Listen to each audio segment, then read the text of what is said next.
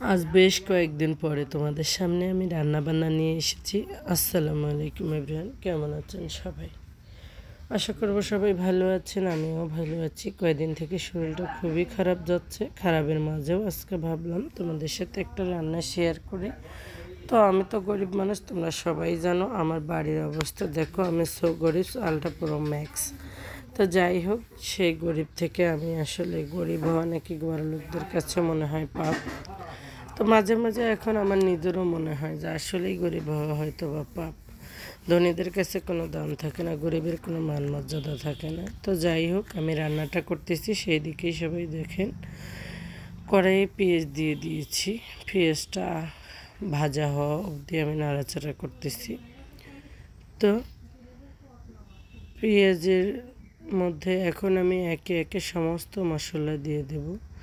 হলুদ, লবণ, ধনিয়ার গুঁড়া, মরিচের গুঁড়া সব কিছু দিয়ে আমি মশলাটা কষাই নেব একটু পানি দিয়ে।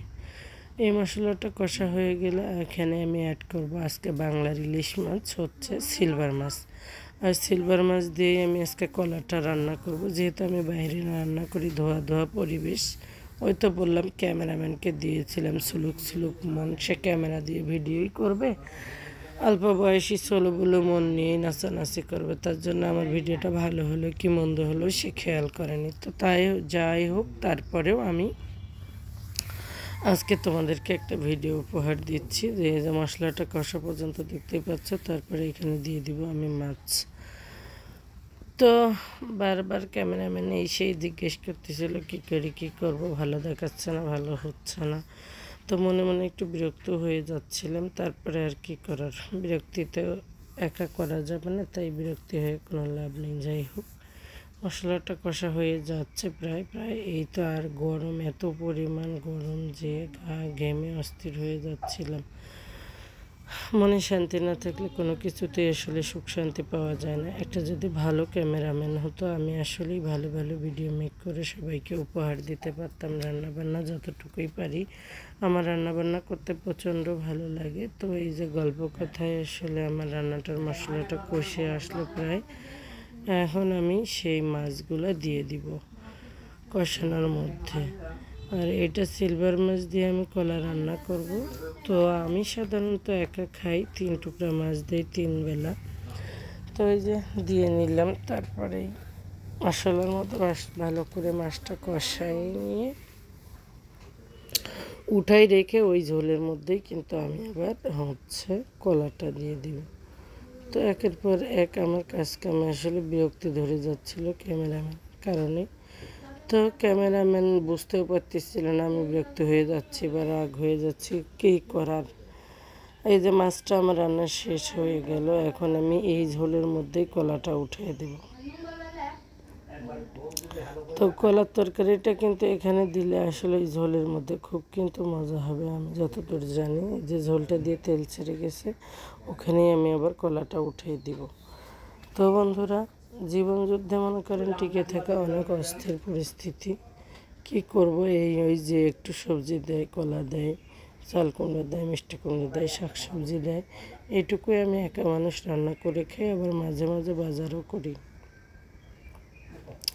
তো যাই হোক, আমার এই কলাটা সিদ্ধ হচ্ছে, সিদ্ধ লাড়াচাড়া করবো, ঢাকে দেব। তো এই ফাঁকে একটা কথা বলি, জীবন যা কিছুই করেন না কেন, নিজস্ব যে সম্পদ, নিজস্ব যে কর্মের পুঁজিপাটটা, এটা কখনোই স্বামী অথবা শ্বশুর শাশুড়ি কাউকে বিশ্বাস করে হাতে দেওয়া যাবে না। নিজে পারলে মাটির নিচে গর্ত করে পুঁতে রাখবেন নিজের অর্থ সম্পদ, আশায় দিবেন যে না আমি আজকে টাকা পয়সা দিই, স্বামী শ্বশুর শাশুড়ি সবার কাছে সুখ শান্তি পাবো, এটা কখনোই না, কোনো দিনই হয় না। তো যাই হোক, তরকারিতে আমি কলা ঢেলে দিলাম, দিয়ে আর একটু নাড়াচাড়া করে কলা হওয়া পর্যন্ত অপেক্ষা করব। তো বন্ধুরা, এই হচ্ছে কাহিনী। যে মানুষটা বিশ্বাস করে সব টাকা পয়সা একদিন স্বামী শ্বশুর শাশুড়ির হাতে তুলে দেয়, সে বাড়ি ফিরে এসে দেখে সর্বশান্ত হয়ে গেছে, তার নিজের বলে কোনো কিছুই নেই, সব কিছু যারা দেখাশোনা করেছে তাদেরই। তো দেখেন গরমে কী বেহাল অবস্থা আমার। আর আমি একটু কলায় পানি দিয়ে নিচ্ছি, যে একটু ঝোল কম হয়ে যাবে, গাঢ় গাঢ় হয়ে গিয়েছে। তো কলাটা কিন্তু আমার আসলে হয়ে গেছে। তো দেখতেই পাচ্ছেন, কলা রান্না করতে গেলে মাছ দিয়ে রান্না করলে খুব ভালো লাগে।